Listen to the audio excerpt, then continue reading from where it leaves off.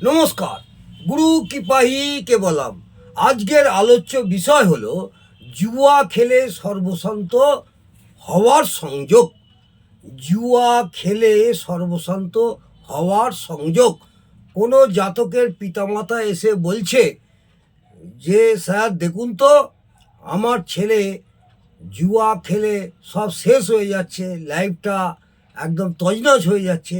তখন সেই ছেলের ছক কিভাবে বিচার করবেন?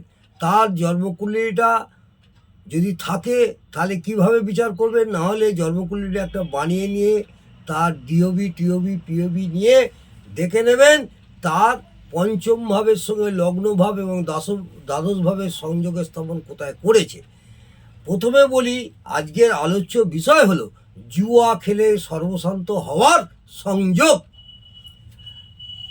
তাহলে আমাদের দেখতে হবে পঞ্চম ভাব, লগ্ন সাপেক্ষে পঞ্চম ভাবের সঙ্গে যদি লগ্ন ভাব, অর্থাৎ আগে দেখব পঞ্চম ভাব।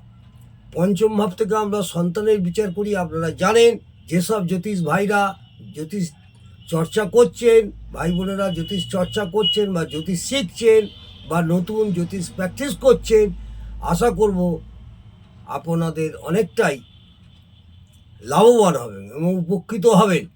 আমরা বা আপনারাও অনেকে জানেন, যারা জ্যোতিষ নিয়ে পড়াশোনা করছেন বা জ্যোতিষ চর্চা করছেন, পঞ্চম ভাব থেকে সন্তানের বিচার করা হয়। এই পঞ্চম ভাবের সঙ্গে যদি লগ্ন ভাব এবং দ্বাদশ ভাব, এই পঞ্চম ভাবের সঙ্গে লগ্ন ভাব এবং দ্বাদশ ভাব সংযোগ স্থাপন করে এবং এই ভাবগুলির সঙ্গে যদি কারক গ্রহ রাহু অথবা কেতু সম্পর্ক স্থাপন করে। বোঝা গেল? আবার বলি, পঞ্চম ভাবের সঙ্গে যদি লগ্ন ভাব এবং দ্বাদশ ভাব সংযোগ স্থাপন করে, পঞ্চম ভাবের সঙ্গে লগ্ন ভাব এবং দ্বাদশ ভাবের সংযোগ স্থাপন করে এবং এই ভাবগুলির সঙ্গে যদি কারক গ্রহ রাহু অথবা কেতু সম্পর্ক স্থাপন করে, তখন জুয়া খেলে সর্বশান্ত হবেই হবে। কারক গ্রহ হচ্ছে এখানে রাহু, কারক গ্রহ হচ্ছে রাহু অথবা কেতু। কারক ভাব জাতক জাতিকার পঞ্চম ভাব, অর্থাৎ প্রধান ভাব। পঞ্চম ভাব হচ্ছে জাতক জাতিকার প্রধান ভাব এবং প্লাস সেখানে লগ্ন ভাব প্লাস দ্বাদশ ভাব। লগ্ন ভাবকে ব্যক্তি নিজে, দ্বাদশ ভাব হচ্ছে ব্যয় বা ক্ষতি। এখানে দ্বাদশ ভাব ব্যয় বা ক্ষতি। রাহু এবং কেতু জুয়া খেলার কারক গ্রহ,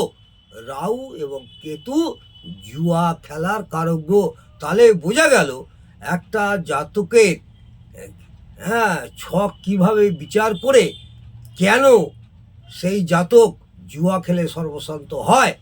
আজকে আমি আপনাদের অবশ্যই বোঝাতে পারলাম। যদি ভালো লাগে অবশ্যই আমাকে জানাবেন, কমেন্টে লিখবেন। আপনাদের যদি ভালো লাগে, যদি উপকৃত হন, কমেন্টে এবং জানাবেন এবং একটি লাইক করে আমাকে উৎসাহিত করবেন। আমি প্রত্যেক দিন যেভাবে আপনাদের শিক্ষামূলক আলোচনা করে যাচ্ছি, এইভাবেই প্রত্যেক দিন বিচার করে কিভাবে আপনারা যারা নতুন প্র্যাকটিস করছেন কিভাবে বিচার করবেন এবং সুবিচার করতে যাতে পারেন, সেই নিয়ে বিস্তারিত আলোচনা করলাম। নমস্কার, ভালো থাকুন, সুস্থ থাকুন, আনন্দে থাকুন। জয় জয় তারা।